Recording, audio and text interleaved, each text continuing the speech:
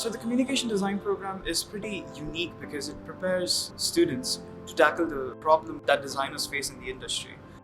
Really wanted to be able to approach design with a more problem-solving focus. And I've been drawn to this program because of the diversity in the curriculum. And because the program was being offered as a Bachelor of Science. The program has prepared me well. They start you off slow, but once you get into your upper division, it gets kind of more realistic to what the actual workforce is going to be like. I am extremely lucky to be a part of this program.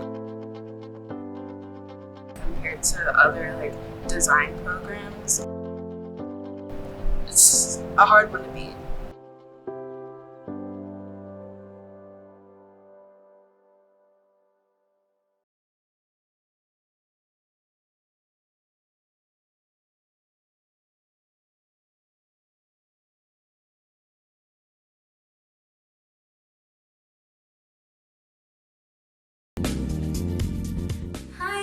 My name is Sonali Bharat. Hi, my name is Kirk Worley. Hi, my name is Dario Molina. Hi, my name is Mia Gorbea. Hi, my name is Raquel Figueroa. This summer I interned at the Naval Postgraduate School in the Space Systems Lab. My responsibility was to develop software for a high-altitude balloon payload that would collect data from a near space altitude.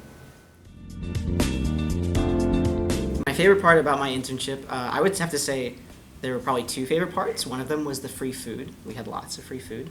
My second favorite part was actually getting industry experience. Probably equally as important as getting the real experience was the people I met. I met some really, really smart people and some really amazing people that will probably be my friends forever.